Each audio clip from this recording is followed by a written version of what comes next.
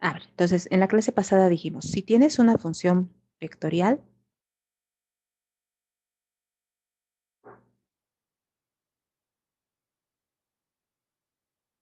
dada una función vectorial R de t,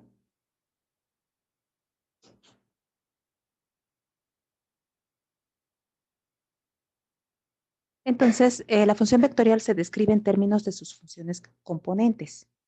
Es decir, R de t es una función que a cada valor de t le asocia un vector de esta manera. Puede estar escrita con notación de vector de esta manera, como f de t, g de t, h de t, donde f, g y h son sus funciones componentes.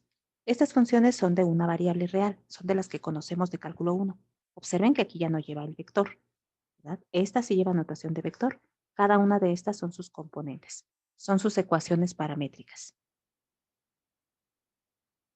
También se puede escribir con la otra notación que tenemos para vectores, que era utilizando los vectores unitarios y JK.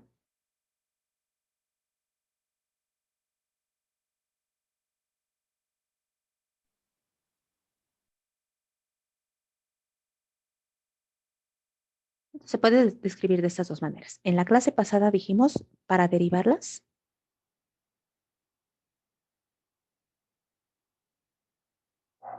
lo vas a hacer componente a componente. La derivada de R de t se calcula derivando cada componente.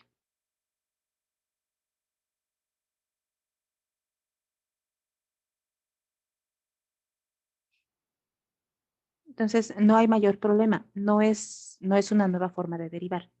Nada más tienes que repetir lo que ya sabes en cada componente. La notación que se usa es la misma que usamos en cálculo 1. La derivada de la función R de t respecto de t. ¿Sí? Se puede escribir así o se puede escribir con la notación poniéndole un símbolo, una coma, y se lee como R'.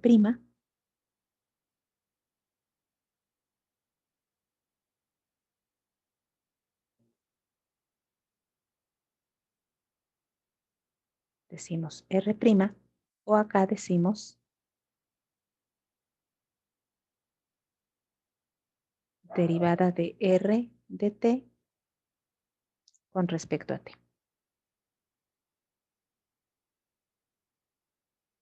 Así se leen estos enunciados. Entonces, se lee igual que se lee en cálculo 1, ¿verdad? Así nombrábamos también en cálculo 1. Y entonces vimos un teorema, no lo demostramos, nos vimos el teorema que dice que la derivada entonces se hace componente a componente. Entonces, esto va a ser igual a f' evaluado en t, g' de t, h' de t. Derivo cada componente para obtener la derivada de la función vectorial.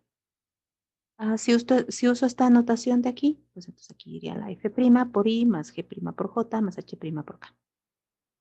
Sin mayor problema. Vamos a hacer un ejemplo. Que vean que no es complicado, es lo que ya sabíamos hacer.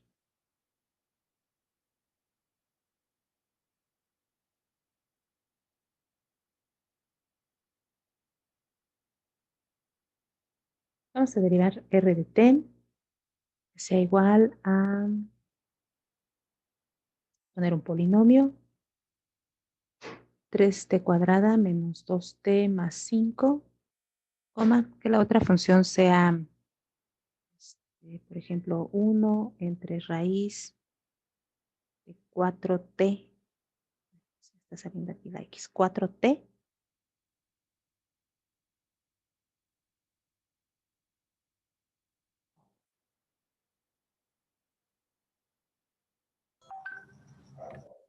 uno entre la raíz de 4t menos t cuadrada. Y que la otra función sea logaritmo natural del seno de t. Estoy tratando de poner aquí variadito para recordar derivadas. Derivada de un polinomio, derivada de una raíz, derivada de una composición. Vamos a ocupar regla de la cadena, por cierto. en esta. Entonces, derivamos. Su derivada, entonces, la hago componente a componente. Tengo que derivar cada una de estas entradas separadas por comas. Entonces, la derivada de este polinomio, chicos, nos queda 3 por la derivada de t cuadrada, que es 2t, 3 por 2t, 3 por 2 da 6. Aquí la derivada es 6t menos 2.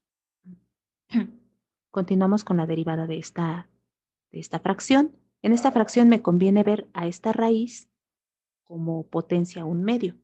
Y además, como están en el denominador, me conviene más ver esto como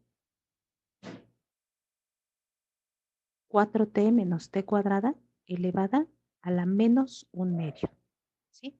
Me conviene más verlo de esta manera para poder derivar más fácil.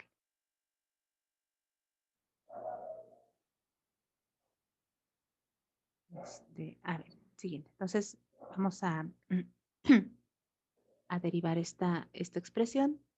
Entonces, tengo esta función elevada a la menos 1/2. Su derivada sería menos 1/2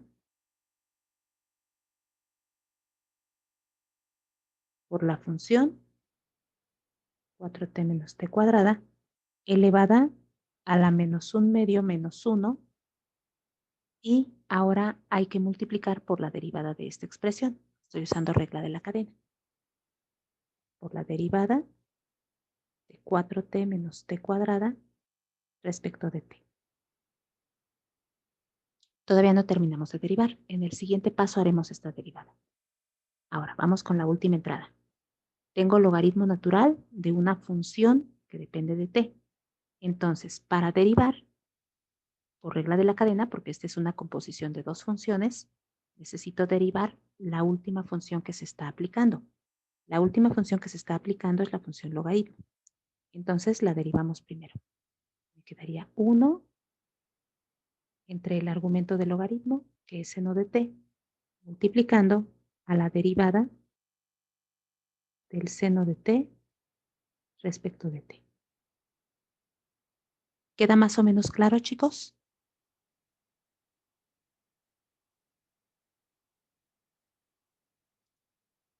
A ver, recordemos por aquí la regla de la cadena, ¿sí? Que fue principalmente lo que usamos aquí y es donde luego se nos puede olvidar. Pequeño repaso de regla de la cadena. Solo voy a poner la fórmula. Es que la regla de la cadena me permite derivar cualquier función interesante. Regla de la cadena. Dice de esta manera. Dice, esta te dice cómo derivar una composición de funciones.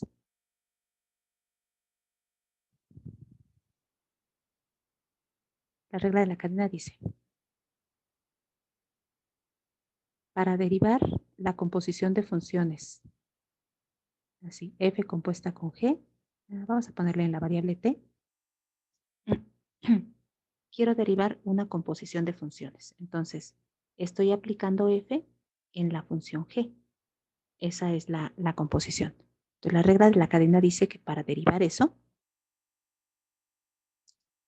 la derivada de f aplicada en g de t respecto de t es igual a la derivada de f, o sea, la última función que aplicas, la derivada de f, pero evaluada en g de t. Y multiplicas por la derivada de g respecto de t. Fue lo que utilizamos aquí, en esta parte. Entonces, vemos esta como una función elevada a la menos 1/2. Es la composición de dos funciones. Esta es mi función g de t y elevar a la menos 1/2 es la función f. Entonces, derivamos la función f, la potencia, que es la última que se aplica.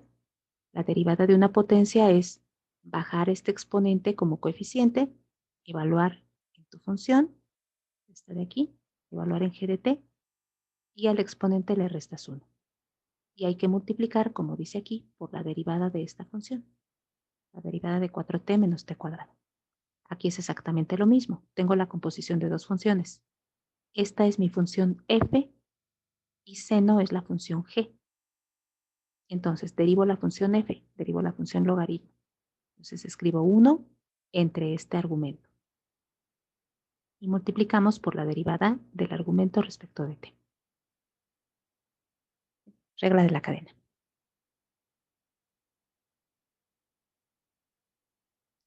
A ver, pues nada más queda hacer esas derivadas que quedaron indicadas y simplificar, claro. Aquí me queda menos 1/2 de 4t menos t cuadrada a la menos 3/2. La derivada de 4t menos t cuadrada es 4 menos 2t y coma. La tercera función componente es 1 entre seno de t y la derivada de seno es coseno. Si podemos, simplificamos. En la primera entrada pues ya no hay nada que hacerle, ya está sencilla. En la segunda, como tengo un exponente negativo, esto se ve feo. Puedo mandar esto al denominador. Entonces, y además en el numerador observen que voy a poder factorizar un 2 para cancelar con este. Me queda menos por pasos. Aquí pondría así. 4 menos 2t entre 4t menos t cuadrada elevada a la 3/2 y con este 2 que tengo aquí. Nada más lo que hicimos fue mandar esto al denominador. Solo esto se va al denominador porque solo esto está afectando el exponente negativo. La otra expresión me queda mejor así.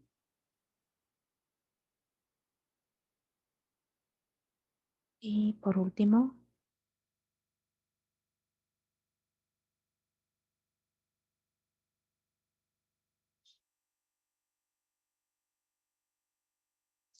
si aquí factorizamos un 2, entonces se va a cancelar con el de abajo.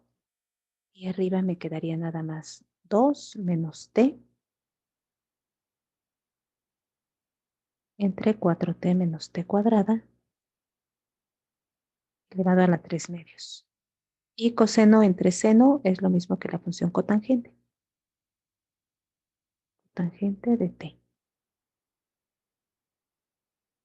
Terminamos. Esta es la derivada. Entonces, no hay mayor ciencia, no hicimos nada nuevo.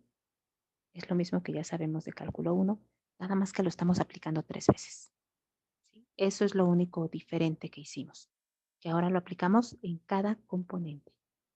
¿Sí? Ok.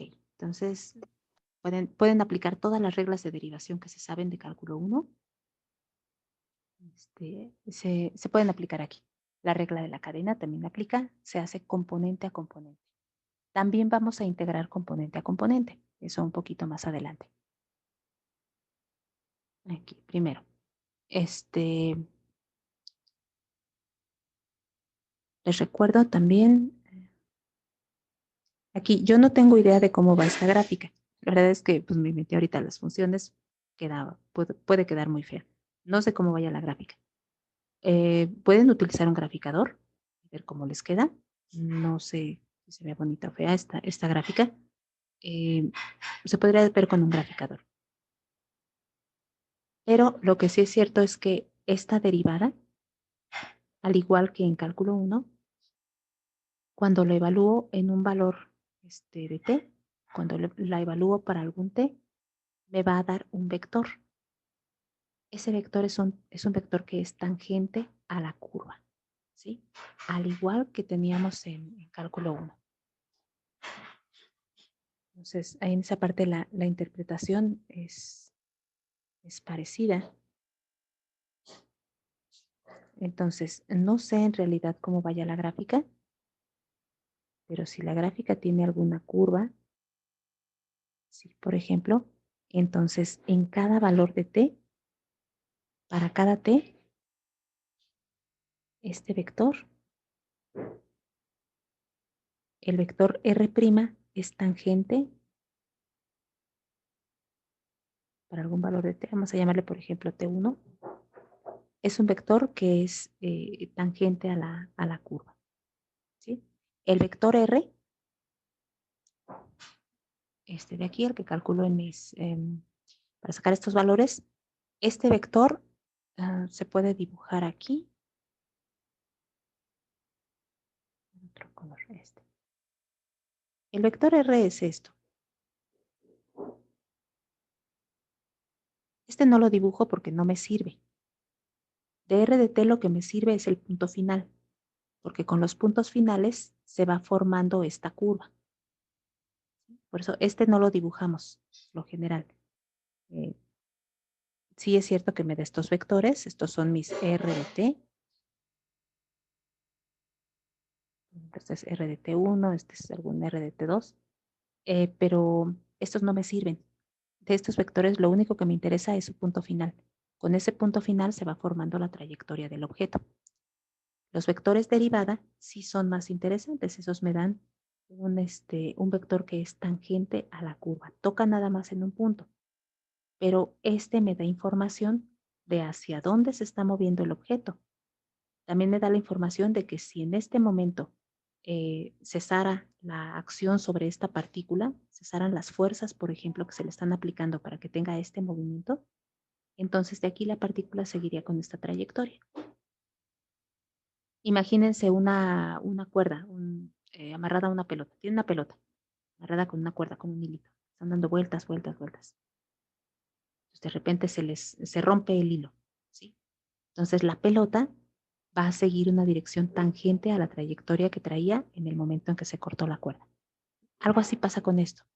Si en un punto se dejaran de aplicar las fuerzas, por ejemplo, si es una nave espacial y en este momento se apaga el motor, si se quedaron sin combustible y se apagó el motor, entonces la dirección con la que va a continuar es tangente a la trayectoria que llevaba en ese momento. ¿Sí? Entonces, esa información la tiene el vector, este vector derivada, que por cierto va a ser nuestro vector velocidad. Bueno, antes de definir velocidades y aceleraciones, voy a enunciar unas propiedades de la derivada. Para que vean que tenemos lo mismo que tenemos en cálculo 1, pero ¿cómo se ven aquí en términos de funciones vectoriales? Como conclusión, el vector derivada es tangente a la curva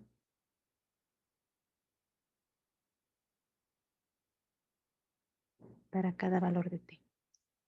¿Sí? Aquí ustedes ven que es una función vectorial, pero ya que le asignamos un valor, por ejemplo, que t valga 1, pues entonces aquí al evaluar me queda 6 menos 2, 4, aquí me queda 2, abajo me quedaría 4 menos 1, 3, 3 elevado al cubo, luego le saco raíz, me da un número, ¿sí? Un número real.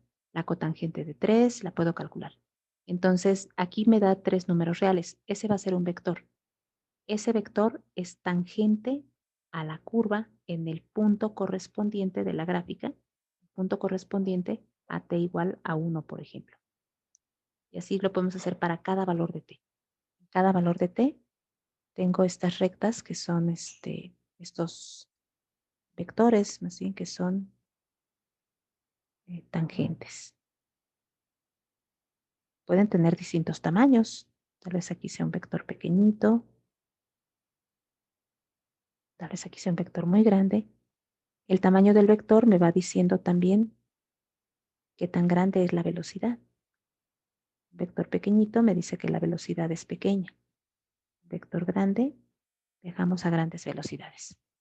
Esa información la tiene ese vector derivada. Sobre ese vamos a estar trabajando en los siguientes días.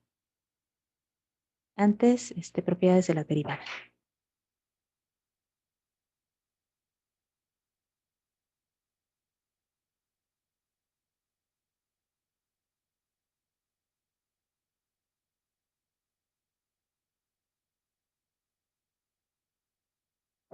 Propiedades de la derivada de funciones vectoriales. Vamos a tomar un par de funciones vectoriales.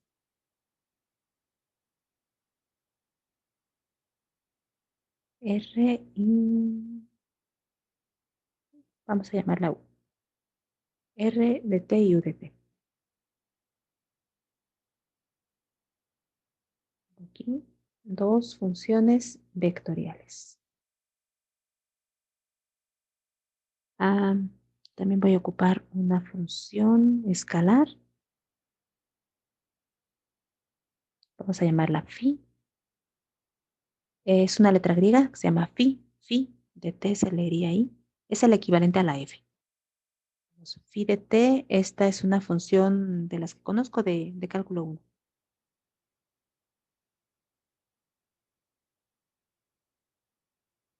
Una función real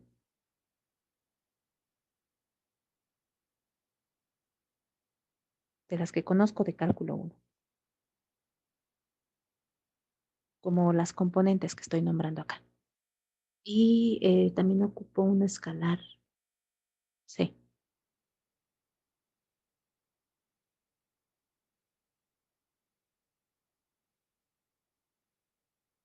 Entonces, tenemos estas propiedades.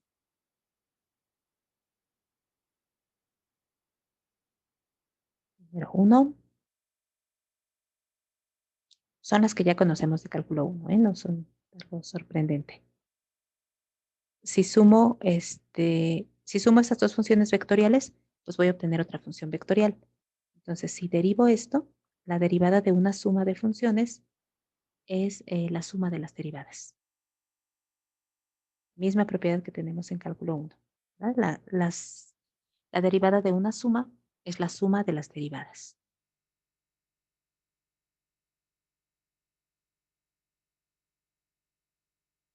Lo mismo pasa para una resta. La derivada de una resta de funciones vectoriales es la resta de las derivadas de las funciones vectoriales. Siguiente propiedad.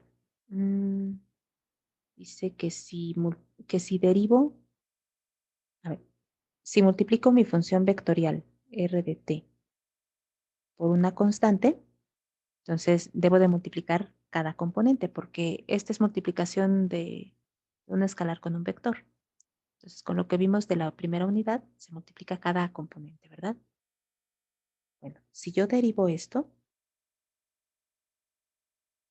va a ser igual a c. Puedo sacar c de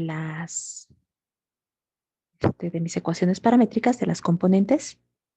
Me queda c por la derivada de la función r de t. ¿Sí? Esta propiedad también la tenemos en cálculo 1. La derivada de una constante por una función es la constante por la derivada de la función.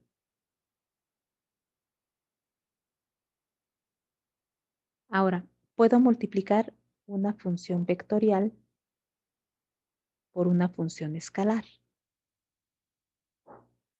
¿Sí? Entonces, ¿cómo se hace? Pues multiplicaría cada componente de la función r de t por esta función escalar. Esta función puede ser, por ejemplo, la función t cuadrada. Entonces, multiplico cada entrada de la función r de t por t cuadrada. ¿Sí? Entonces, en la derivada tiene un comportamiento similar a lo que teníamos en cálculo 1. En cálculo 1 decíamos la derivada de un producto de funciones en cálculo 1. Dice la derivada de un producto es igual a la primera función por la derivada de la segunda función. ¿Sí? Más la segunda función por la derivada de la primera. Voy a escribirla aquí, se ve más bonita. Lo multiplico por la izquierda. Es exactamente la misma regla que tenemos para el producto en cálculo 1. ¿Sí? ¿Qué es lo nuevo aquí? Pues que aquí tengo una función vectorial. Esta no es una función de una coordenada como tenía en cálculo 1. Entonces, aquí esta tiene tres componentes, tiene tres coordenadas. R de t está compuesta por la función f de t, g de t, h de t. Eso es lo nuevo. Pero también me funciona esta fórmula. También la puedo utilizar. Siguiente propiedad. Les recuerdo de la primera unidad. Teníamos otros dos productos definidos, ¿verdad? En los vectores podemos hablar de producto punto y de producto cruz. Entonces, pues aquí en esta unidad otra vez trabajamos con vectores. Estas funciones vectoriales son puros vectores. Entonces, también podemos aplicar producto punto y producto cruz. Vamos a recordarlos. Entonces, si tengo el producto punto de estos dos vectores, R por R punto U, y lo derivo, ¿sí? Resulta que también aquí no hay mucho nuevo que aprendernos.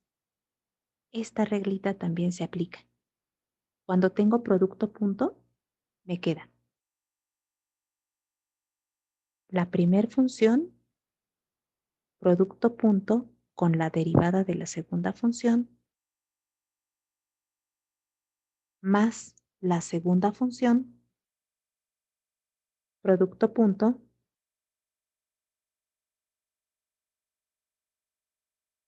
con la derivada de la primera. Puedo escribirlas en este orden o en el otro orden. Acuérdense que con el producto punto no tenemos problema, es conmutativo. ¿Sí? Entonces, R punto U es lo mismo que U punto R. También aquí, R punto U prima es lo mismo que U prima punto R.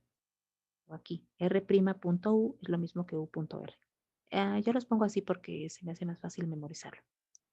Entonces es el primero por la derivada del segundo, más el segundo por la derivada del primero. Lo mismo que escribimos aquí arriba. Nada más que aquí es producto punto. Aquí es una función vectorial, producto punto con otra función vectorial. Y acá no. Acá es una función que es escalar, se le llama, este tipo de funciones. Esta función va multiplicando cada componente de R de T. Aquí recordemos que estamos hablando del producto punto.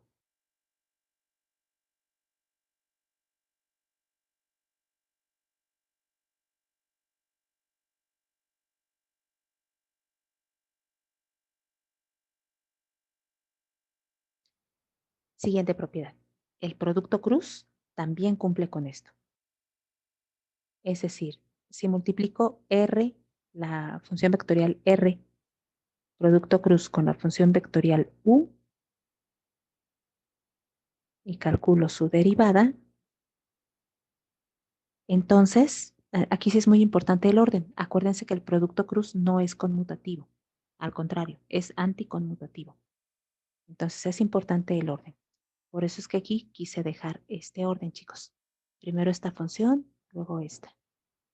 ¿Sí? Para que aquí también hagamos lo mismo y entonces nos salga bien el producto. Vean que primero puse R, luego U, primero R, luego U.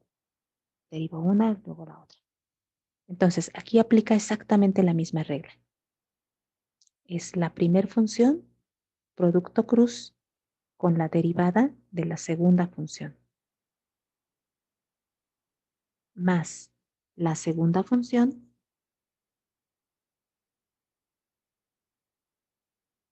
producto cruz, con la derivada de la primera. ¿Sí? Entonces, no las cambio de lugar. R y U conservan su posición. R y U, R y U. Lo que hago es primero derivar una, la otra no. Aquí derivo una de ellas y la otra no. Entonces ahí estamos hablando de producto cruz.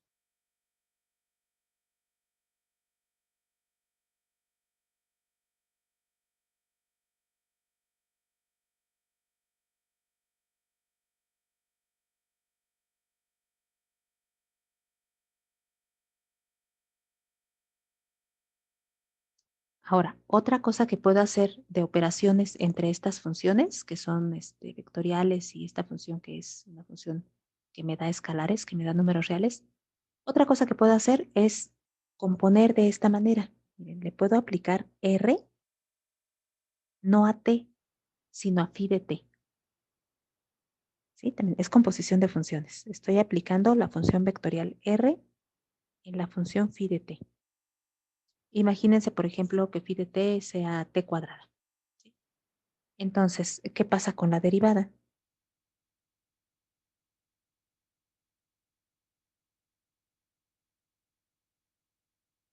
Entonces, la derivada le ocurre como es regla de la cadena, aquí lo que estamos aplicando. Dice lo mismo que lo que escribí aquí en color rosita, aquí más arriba. Pero aquí arriba quedó regla de la cadena. Aquí dice lo mismo. Entonces dice, la regla de la cadena dice así. Como esta función es la última que aplicas, empiezas derivándola. Entonces derivas tu función vectorial R, pero la vas a aplicar no en T. Puede no tener sentido eso, sino en phi de T. Y multiplicas por la derivada de phi de T. ¿Sí? Esta de aquí es una función vectorial y esta es una función escalar. Entonces, cuando se multiplican, esta entra multiplicando cada componente de R'. ¿Sí? Eso es todo. Entonces, esta es función vectorial. Esta de aquí no es función vectorial. Esta es una función escalar. Es una función de una variable, de las de cálculo 1. Entonces, este producto es componente a componente.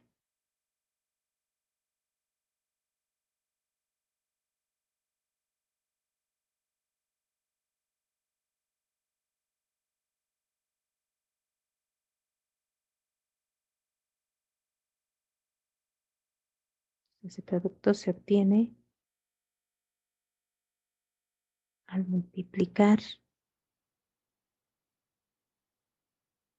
cada entrada de R' de phi de T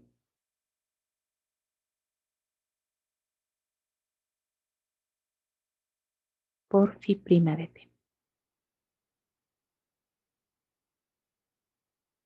Por último, última propiedad.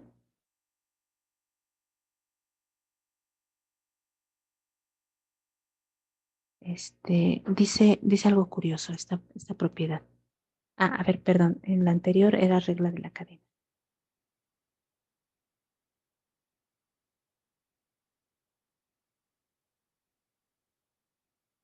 No tendría sentido hacer composición de dos funciones vectoriales. Sí, aquí no puedo poner una u de t que sea una función vectorial. No tiene sentido cómo hacerlo, pero sí puedo aplicar esta función en una función de t. Entonces sí puedo componer una función vectorial con una función escalar. Y pues bueno, entre funciones vectoriales, pues nada más lo que puedo hacer es producto punto o producto cruz, que son los productos que tengo definidos entre vectores. A ver, por último, esta propiedad dice lo siguiente. Dice, si cuando haces el producto punto de una función vectorial con ella misma te da una constante,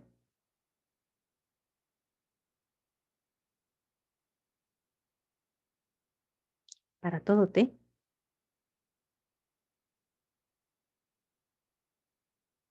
para todo t en el dominio, claro. Si cuando haces ese producto punto te da una constante, entonces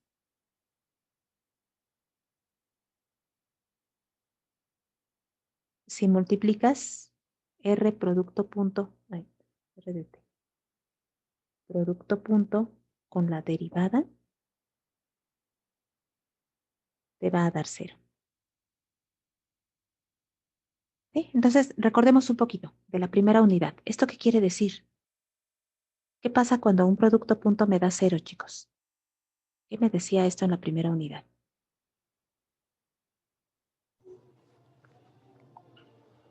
¿Que eran paralelos? Más o menos, más bien perpendiculares. ¿Sí? Cuando el producto punto de dos vectores me da 0, es porque los vectores son perpendiculares. El ángulo entre ellos es de 90 grados.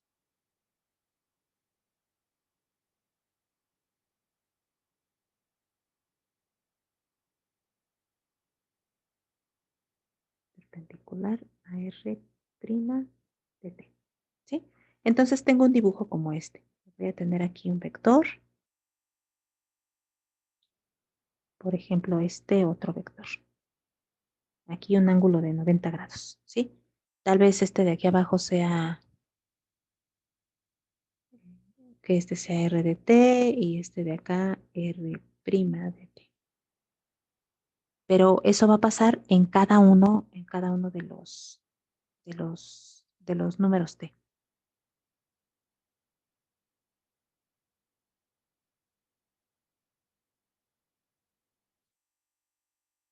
Entonces, bueno, estos en la gráfica se verían un poquito curiosos, ¿verdad? Eh, tengo el vector R' va a ser perpendicular en todo momento al vector R de T. Eso no pasa con el dibujito que hice acá.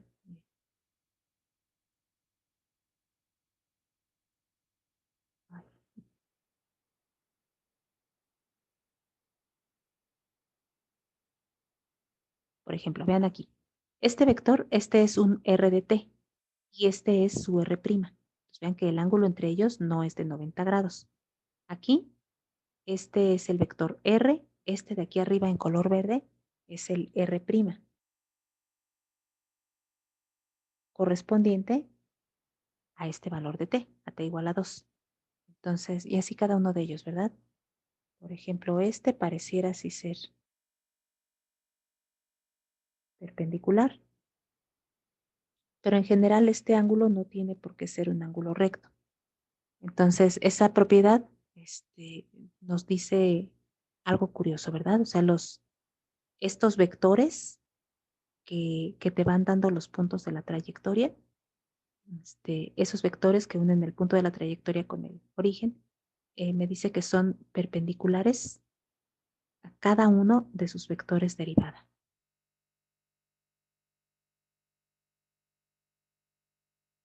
Entonces, voy a poner un ejemplo. Uno que hace eso.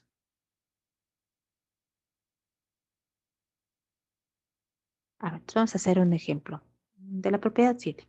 Hoy ponemos algunos de las otras propiedades. Es una propiedad muy curiosa.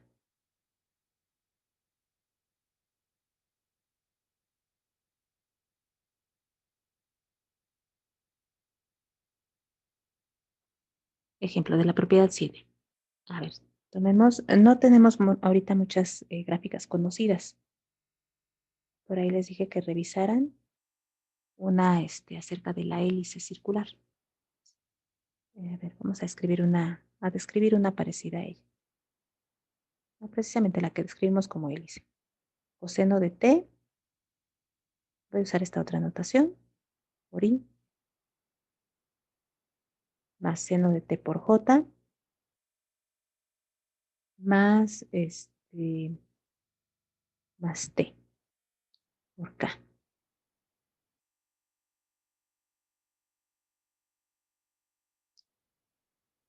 A ver, entonces tengo esta función.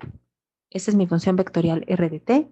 Si hacemos la gráfica, esta ya la hicimos, es de las poquitas que hemos hecho, creo que hemos hecho como unas 2 o 3 nada más.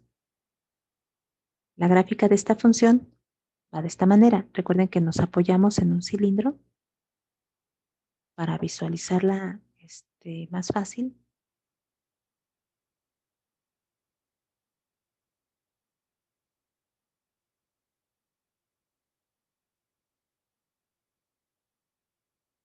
O sea, que hicimos esta gráfica, dibujamos también este cilindro para apoyarnos en el cilindro y poder ver qué hace la gráfica. ¿Sí?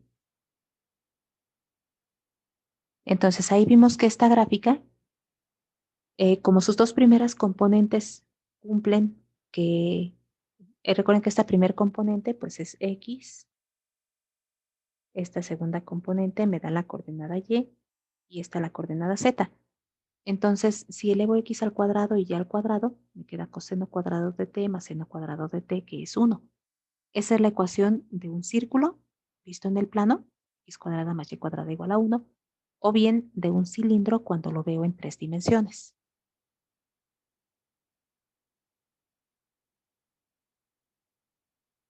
Entonces, esa figura, esa superficie que está ahí pintada de color dorado, satisface que x cuadrada más y cuadrada es igual a 1. ¿Sí? Y entonces, como esas dos primeras componentes en la curva satisfacen esto, pues significa que la curva debe de estar sobre el cilindro, ¿sí? Ahora, la tercer componente, que es z, me va diciendo cómo puedo dibujar mi curva en el cilindro. Entonces, las dos primeras componentes cumplen con esa condición. Ya nada más esas van a estar sobre el cilindro y esta t le voy dando valores. Entonces, por ejemplo, cuando t vale 0, estoy en este punto. Cuando t vale pi sobre 2, pues voy a estaría aquí si no tomo en cuenta la tercera coordenada. Con la tercera coordenada ya subí una altura de pi sobre 2, que es un poquito más de 1.5. Más o menos por aquí. Y luego se va por la parte de atrás del cilindro y sigue subiendo. Llega y sube. Ahí es donde vemos que era como una especie de resortido.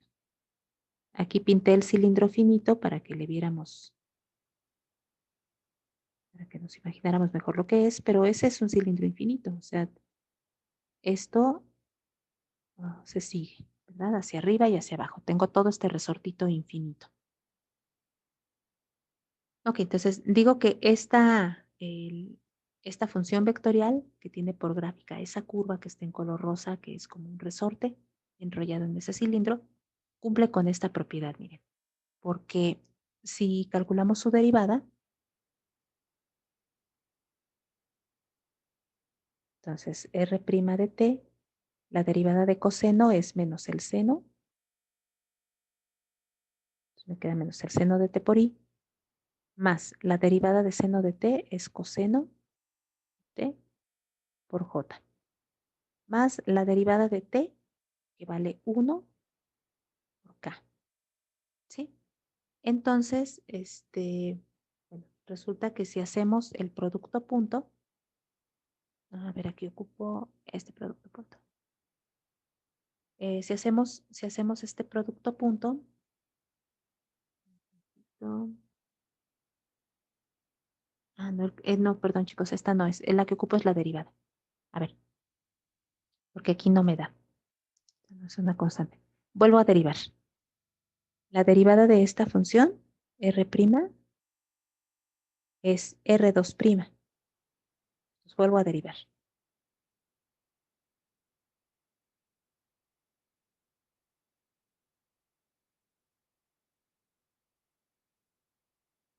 Entonces, si derivamos la derivada de menos el seno, me daría menos el coseno.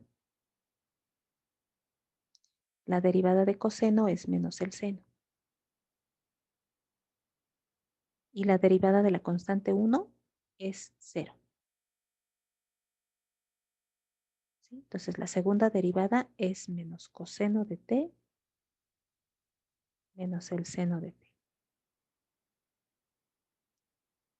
¿Sí? Ok, bien. Entonces, esta función, esta R2' es la que satisface esto, chicos. Porque vean que, bueno, estas dos satisfacen esta condición. Porque si a esta función la multiplico por ella misma, a ver qué es lo que pasa. Observa que si hago R', producto punto con R', R' producto punto con R', pues sería menos el seno de t por i más coseno de t por j más 1 por k, que es k, producto punto con ella misma.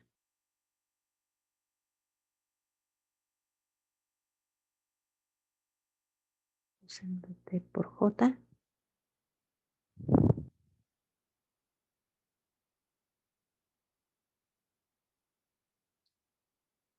Que un momento que ya quedó escrito muy feo.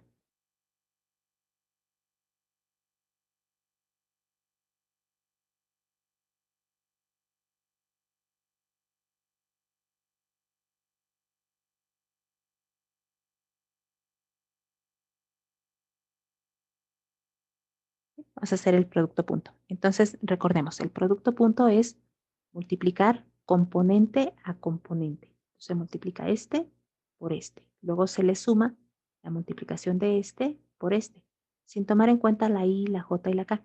Lo que pasa es que i.i me da 1, j.j es 1, k.k es 1. Por eso ya no los escribo. Entonces multiplico menos seno de t por menos seno de t. Entonces me da menos seno de t al cuadrado. Más coseno de t por coseno de t. Entonces me da coseno de t al cuadrado. Más 1 por 1, 1, ¿sí? El primer término, menos seno de t al cuadrado, pues me da lo mismo que seno cuadrado de t. ¿Sí? Multiplico esa por sí misma, menos por menos me da más. Seno de t por seno de t es seno cuadrado de t. Se escribe de esta manera. Lo mismo con el coseno. Pero seno cuadrado más coseno cuadrado del mismo ángulo es 1. Me queda 1 más 1, que es 2. Entonces, cuando multiplico la derivada por ella misma, me da una constante. ¿Sí? Se cumple esta condición. Da una constante.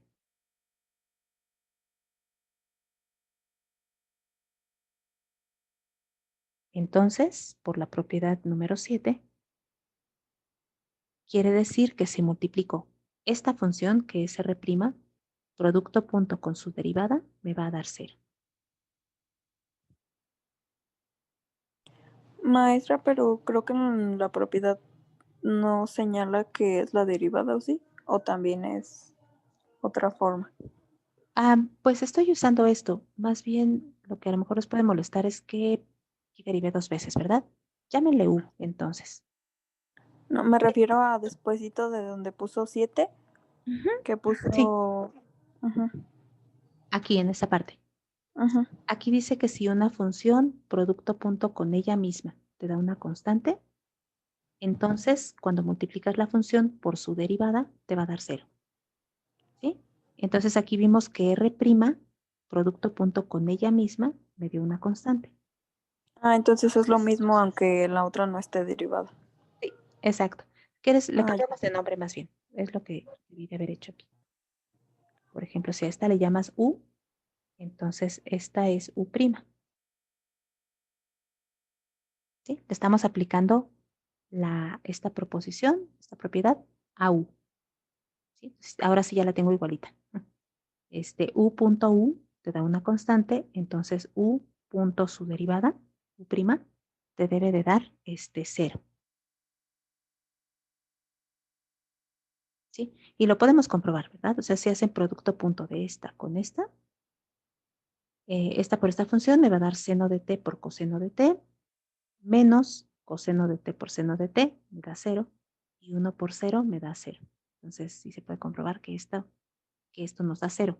Geométricamente, significa que estas dos funciones vectoriales me van dando vectores perpendiculares en cada valor de t. Pero esta de aquí era la derivada.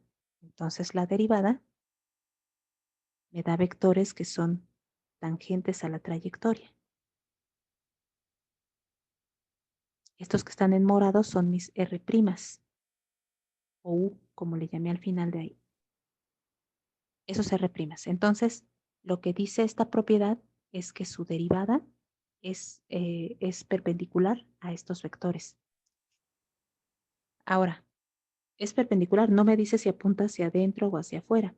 En realidad vean que esta segunda derivada ya nada más ocupa de 2 vectores. Entonces son vectores en el plano. En realidad estos vectores van a apuntar hacia adentro.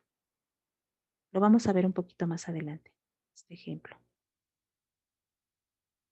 Van a ser vectores que apuntan hacia el centro de la curva. ¿Sí? Son los vectores aceleración. Los que pinté en morado son vectores velocidad. Los que están en color naranja son vectores aceleración. Y estamos viendo aquí la aceleración centrípeta. ¿Sí? Pero bueno, eso un poquito más adelante, chicos. Se acabó el tiempo. Por hoy terminamos, chicos. En un rato subo los videos, el del viernes y el de hoy también.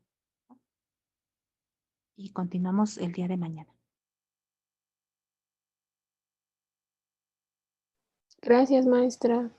¿No hay de qué? Gracias, maestra.